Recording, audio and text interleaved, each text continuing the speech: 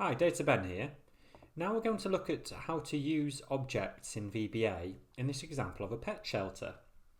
So first you can see we have some data here of the pets that have been that are in the shelter that are looking for a home, and these are a mix of dogs, cats, hamsters and fish, with their arrival dates, the things they like, and whether they're ready to house or not.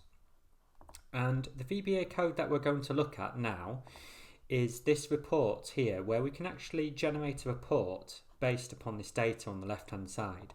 So if I click the drop down here, we have the option of cats, dogs, hamsters and fish. And if I click cats and then click create report, it'll do a short animation and then actually display some data from the cats on the table on the left.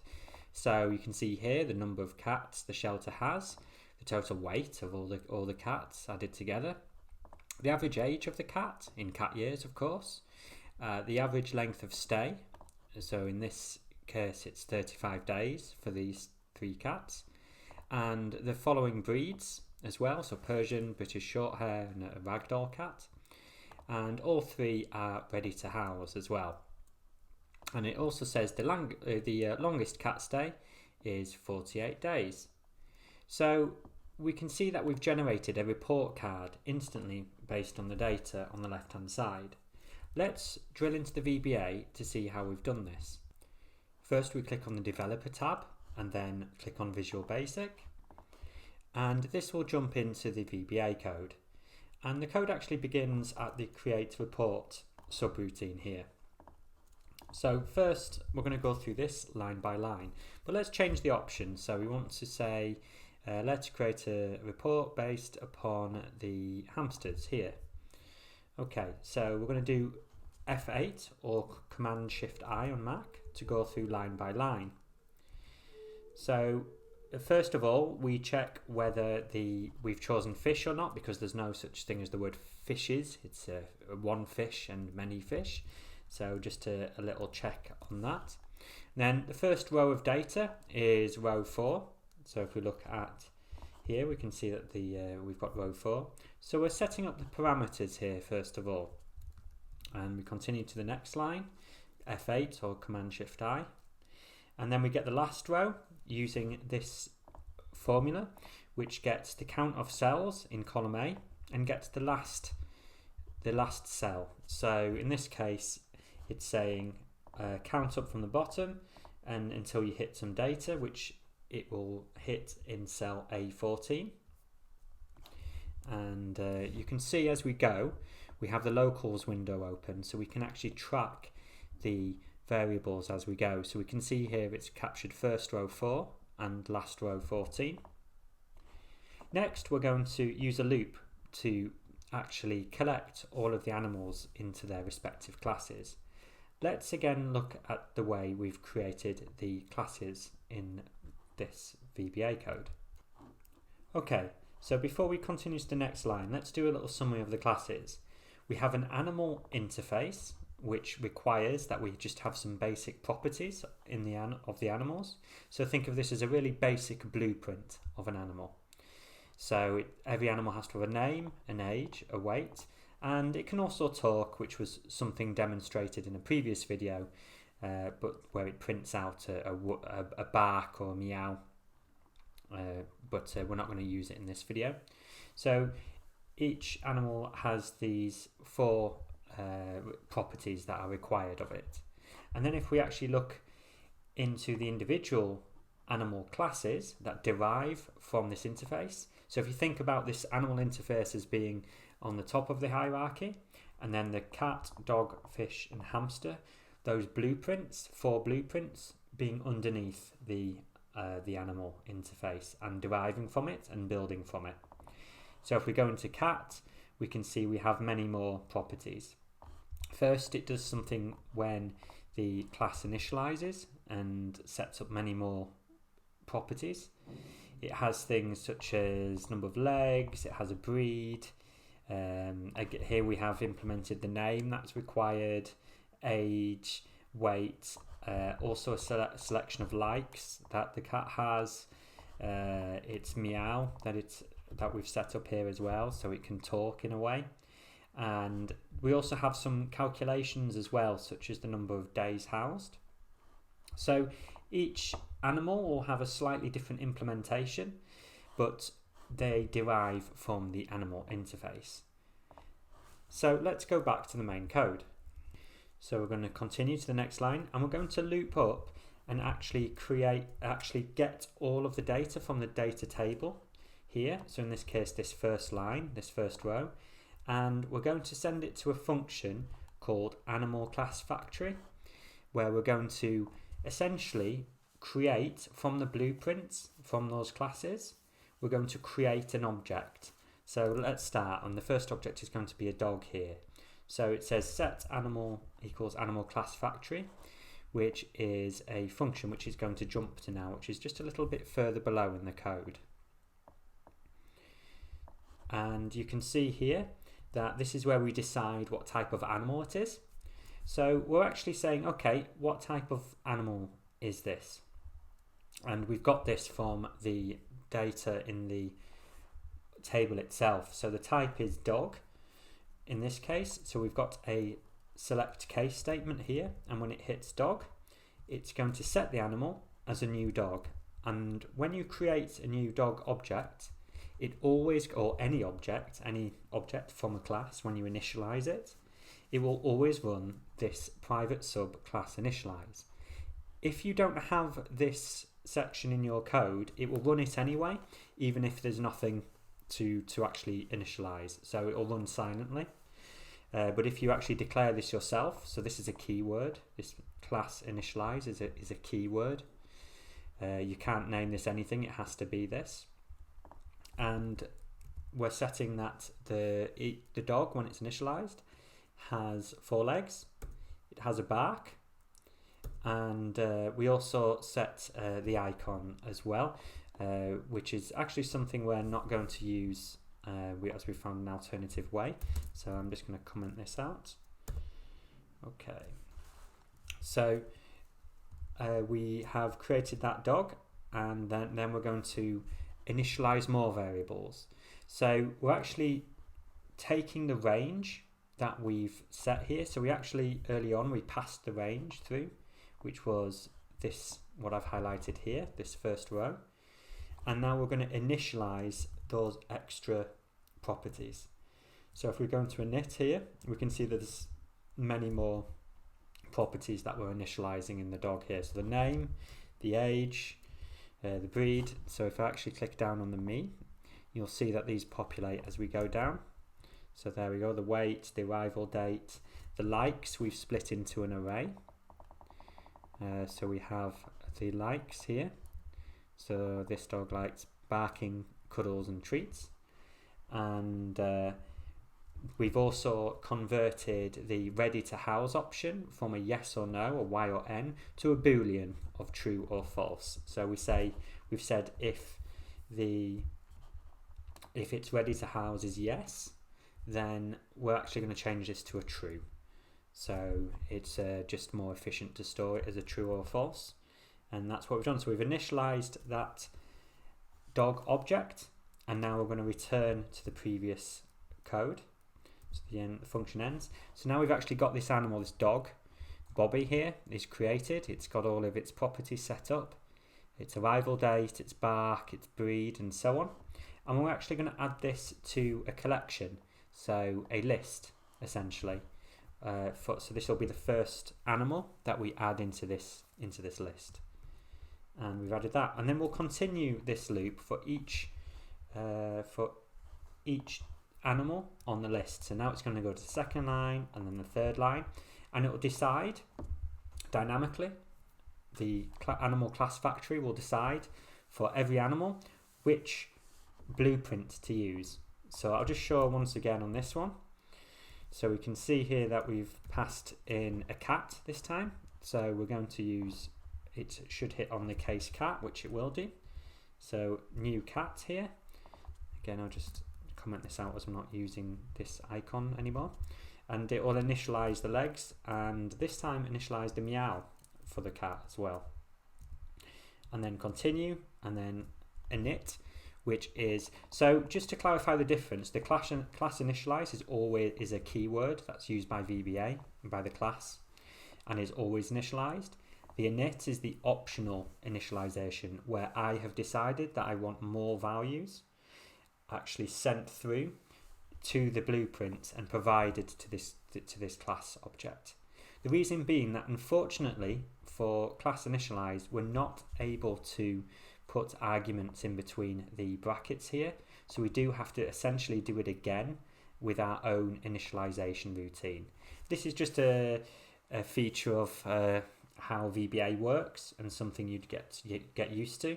I know it's possible in other programming languages to pass arguments to what's called the constructor, which is what this is. This is a constructor.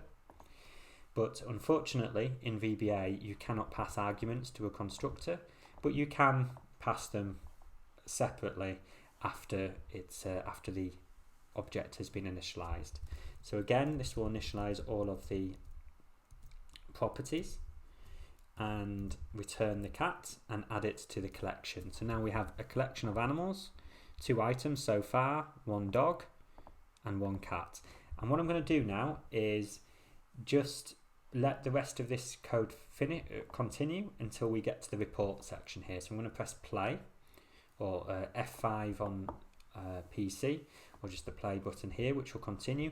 And now you can see it's very quickly added all of the animals, so we're up to 11 items here, to the collection. So it's looped through 11 times in that split second.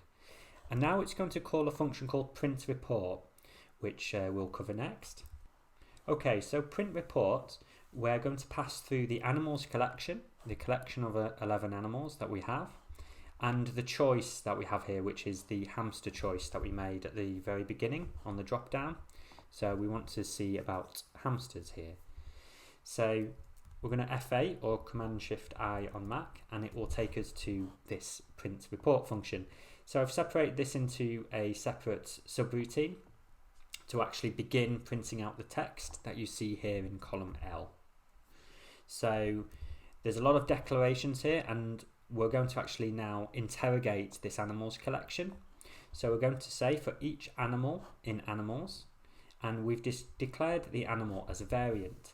So we could have said for each dog in animals or for each cat in animals, that would have been possible. But what we actually want to do is loop through every type of animal, and because we've declared animal as variant, this is a late binding essentially, and the type will adapt to the animal that is currently being looked at by the VBA code. So if the animal is a dog, it will work, and if the animal is a cat, it will work, and so on. So for each animal, if the type name of animal, which will come through as if it's a hamster, it will start doing this code. So the first one isn't, second one isn't, and it will continue running until, here we go, then the third option happened to be a hamster, and now it will obtain some of the properties from the animal. So its weight, its age, the days housed, and so on. And you can see it's very simple to obtain this information. It's just animal.weight, animal.age, animal.days housed. Because if we look in the class itself, we can see we've actually got these getters here, which simply return the properties back to us whenever we want. So if we set up a get in here, we can return these properties in the class. We can return the properties from the class whenever we like. So we're just doing a few extra calculations here, so such as getting the average weight and the average age. So we're looking to construct the report. So there's a few smaller calculations. So you see as it goes through. So we're going to get the age here. It's going to jump to the class. And there we go. It goes to the public property of hamster get age. Nice and simple. Gets the age, returns it. And the stay time is going to get the days housed, which actually does a calculation here. So this is why this is so powerful. We've created our own property which does a calculation. It does the time, the date now, today, right now, minus the arrival date, and returns that. And once we'd set it up, it was as simple as saying animal.days housed. and that produces the result for us, saving us many lines of code if we'd done this in another way. And then it's going to continue to get the average stay time, and here we have an array of the breeds that we're getting here, so we're just going to obtain the breeds. And what we do here is we redim preserve, which basically says, okay, we have an array, let's change the size of it and then add a new object. So I've had to do -1 on here because as everybody knows, arrays start at 0. So our count is at 1, but we want our array to begin at 0, so we always just keep this as -1. Otherwise, the array item 0 would be blank, and then array item 1 would have a breed in it, and 2 would have a breed in it, and so on. And we just don't want that blank at the start, a blank and a comma, it just looks a bit strange. So we just do the -1 here to offset against the normal count that we have going.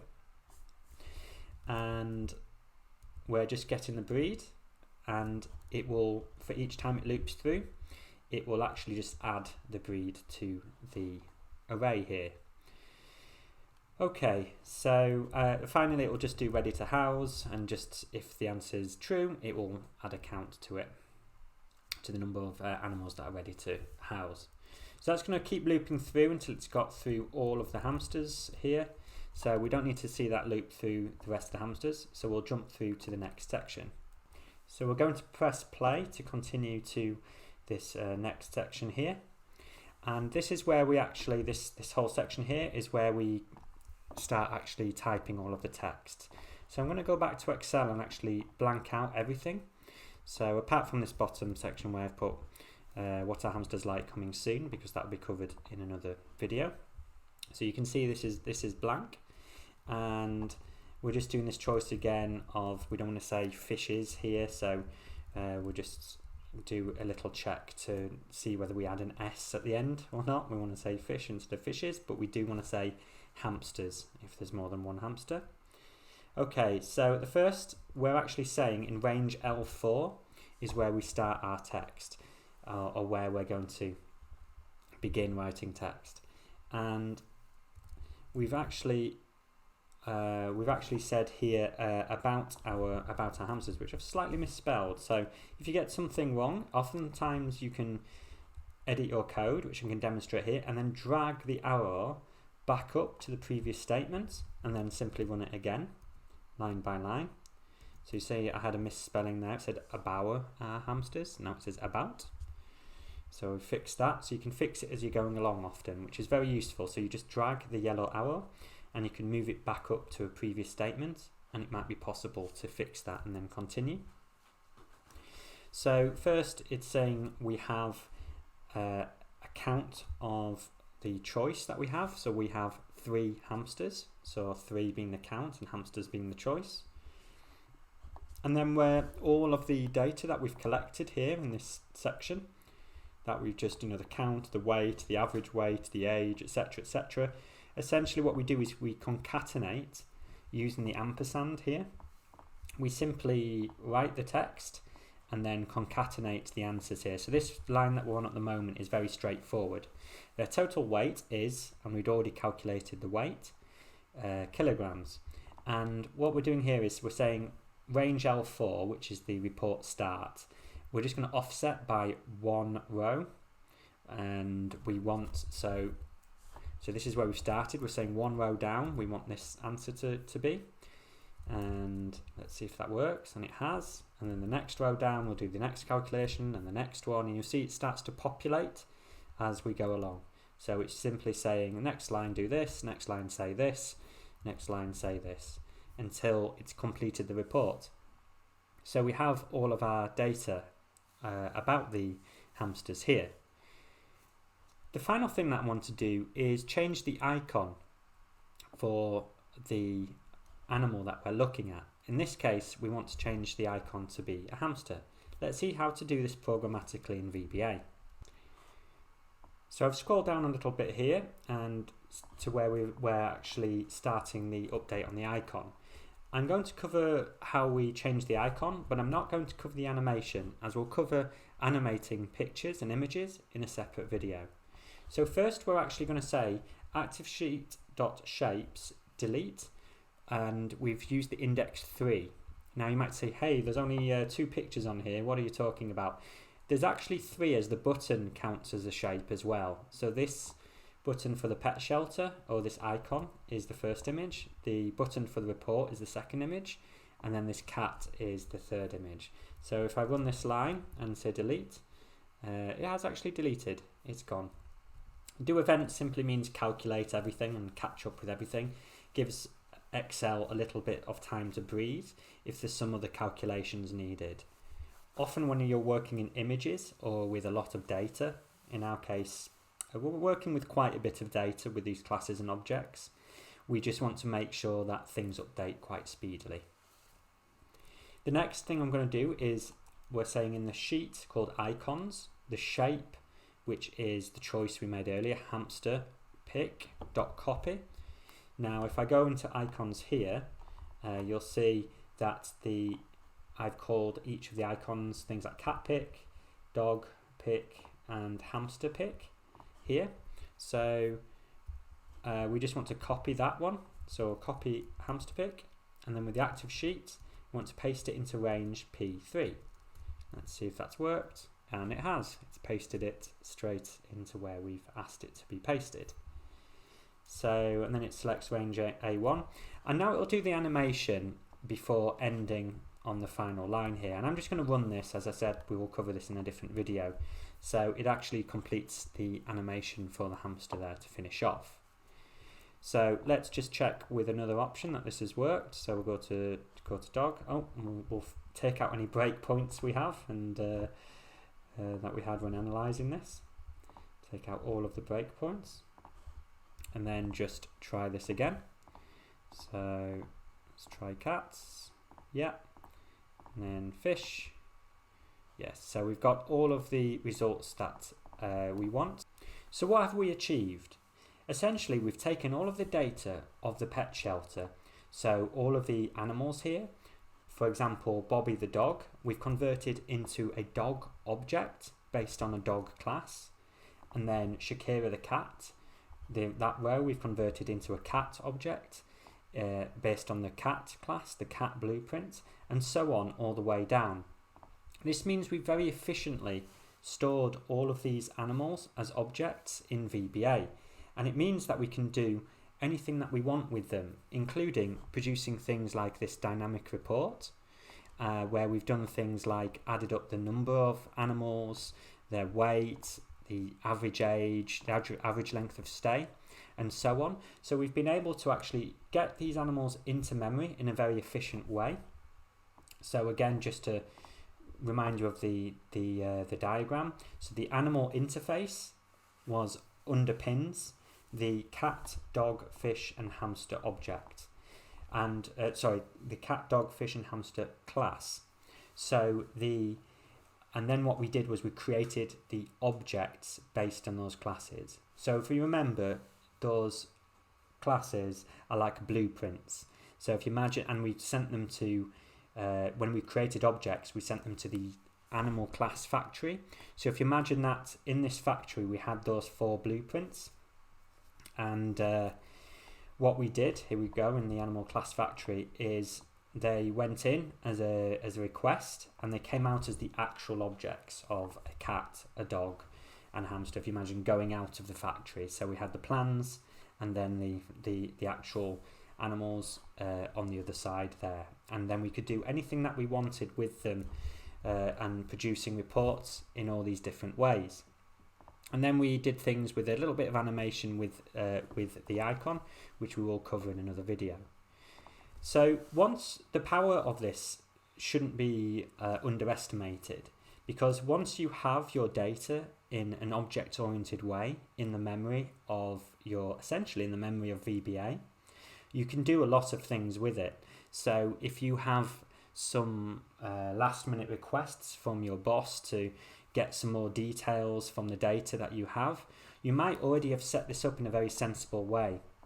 So you may, for example, if you have a lot of employee objects, you may be able to very, very quickly get the answers and interrogate this data in much quicker ways than other ways, such as using pivot tables and so on.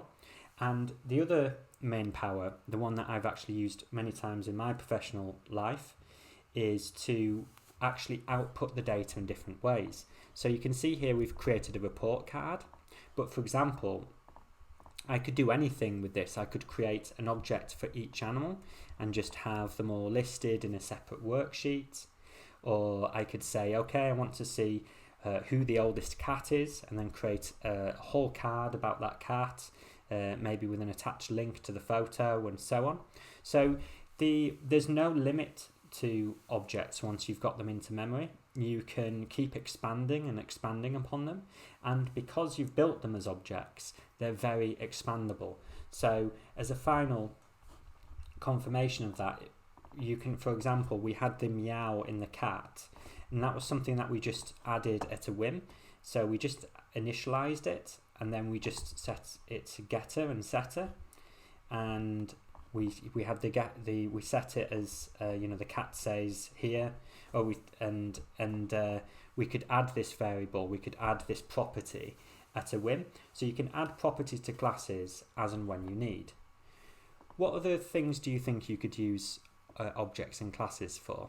So that was quite an advanced VBA video. So in the next video we'll be looking at how to do something a bit more fun, which is animation with icons. See you there.